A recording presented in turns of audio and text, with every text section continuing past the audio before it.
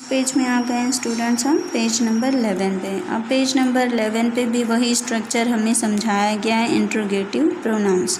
अब interrogative pronounce nouns यानी particular किसी भी चीज़ का नाम होता है, और प्रोनाउंस मतलब उसकी जगह पर जो वर्ड्स लगाए जाते हैं, जैसे ही, शी, उस तरह के वर्ड। तो interrogative pronouns like who, whom, whose and are also use to ask questions. कई जगह पे हु, हुम, हुज इस तरह के वर्ड्स को भी क्वेश्चन बनाने के लिए यूज़ किया जाता है।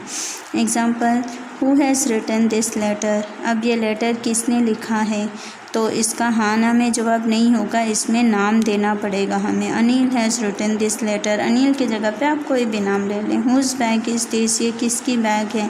इट इज़ सोनल्स बैग, यानी बैग जो है वो ऐसे ही तो नहीं पड़ी होगी, किसी न किसी की होगी, तो पूछा गया ये किसकी बैग है, यहाँ भी नाम चाहिए हमें। whom do you want to reward, आप किसको रिवार्ड देना चाहते हैं, यहाँ भी हमें किसी न किसी का नाम बताना है, तो ये WH वाले क्वेश्चन। अब interrogative pronoun who is used as a subject. यहाँ पे WH वाला जो है क्वेश्चन भी बनता है, प्लस वो सब्जेक्ट का भी काम करेगा। कैसे करेगा, एग्जाम्पल्स हम देखते हैं। सब्जेक्ट, ओके, फिर whom refers to the object, और ये जो WHO whom है ये यहाँ पे ऑब्जेक्ट का काम करेगा। अब ऑब्जेक्ट क्या होता है, जो सब्जेक्ट के अलावा किसी और चीज़ का भी सेंटेंस में वर्णन हो, उसको हम बोलते हैं object. Nowadays in formal conversation who is commonly used instead of whom। अब आजकल के नॉर्मल हम जो कन्वर्सेशन करते हैं, कन्वर्सेशन मीन्स वार्तालाप जो हम करते हैं, उसमें हु की जगह पे कई बार whom का यूज़ होता है कि ये किसने लाया या ये किसके द्वारा लाया गया है। तो किसके द्वारा लाया गया whom बन जाएगा, और किसने लाया अगर पूछेंगे डायरेक्टली तो who। Examples, whom does she want to meet, वो किससे मिलना चाहती है। सेकेंड क्वेश्चन है who does she want to meet। अब इसे कैसे चेंज कर लिया कि वो किससे मिलना चाहती है, दोनों का मतलब ही सेम है, लेकिन हमने दोनों ही सेंटेंस में WH वाले क्वेश्चन, यहाँ पे हमने who डाला, यहाँ पे whom does she want to meet यानी वो किससे मिलना चाहती है, और दूसरा वाला who does she want to meet यानी वो किससे मिलना चाहती है। अब यहाँ पे सिर्फ इनका वर्ब चेंज हो गया है, बाकी मीनिंग सेम रहता है। In written English we generally use the form given in sentences as it is formal. अब अगर हम जनरली अपने नॉर्मल इंग्लिश में हम ए वाला ही यूज़ करेंगे, whom does she want to meet। In spoken English ये रिटन इंग्लिश में ये यूज़ करेंगे, और जब हम बात करते हैं, कन्वर्सेशन करते हैं, तो हम इसका यूज़ करते हैं।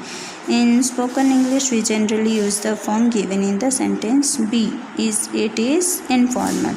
ये फर्स्ट वाला जो है फॉर्मल हो गया, यानी रिटन लिखने वाली भाषा में, और दूसरा वाला हु जब लगा दिया तो ये इनफॉर्मल हो गया, यानी ये स्पोकन लैंग्वेज बोलने के लिए।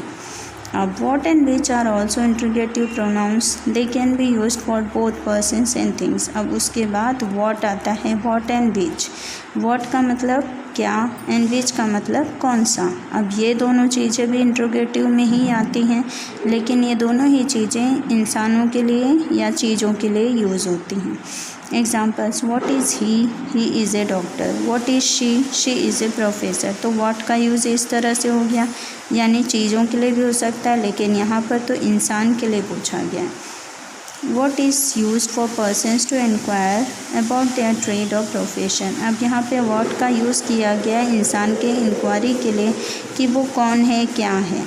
And what is also use to refer to things, और उसी जगह पे वॉट को हम कोई भी चीज़ के बारे में इंक्वायरी करना है तो भी वॉट पूछते हैं।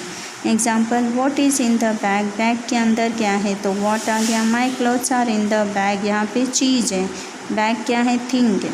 What are you eating, I am eating an apple, यहाँ पे ईटिंग यानी क्या खा रहे हो पूछा है, तो क्या खाने वाली जो चीज़ है वो चीज़ हुई, तो वो थिंग हो गई। इस तरह से यहाँ पे जो वॉट है वो थिंग के लिए यूज़ हुआ है, और यहाँ पर जो वॉट है वो पर्सन के लिए यूज़ हुआ है।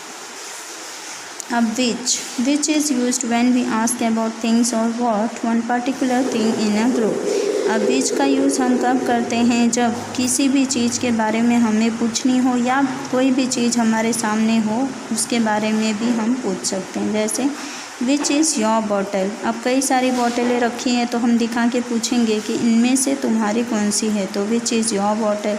और सेकंड वाला, विच of this paintings have you made. अब कई सारी पेंटिंग दीवार में लगी रहती है, हमें पूछना होगा कि इसमें से तुम्हारी पेंटिंग कौन सी है, तो हम इस तरह से क्वेश्चन करेंगे, which of this paintings have you made, यानी तुमने इनमें से कौन सी पेंटिंग बनाई है। Which is also use to ask questions about persons when we have to select a person from a group.